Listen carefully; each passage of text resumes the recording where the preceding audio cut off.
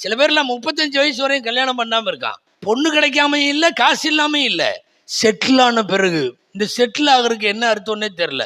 ரசூல் ஸல்லல்லாஹு அலைஹி வஸல்லத்திட்ட மட்டும் என்ன காசு இருந்துச்சு அவங்களுக்கு கல்யாணம் நடக்கிறப்போ? இந்த காசுக்கெல்லாம் மாத்தமா ரசூல்லாட்ட இருந்தது ஆக பெரிய சொத்து குணம்தான்.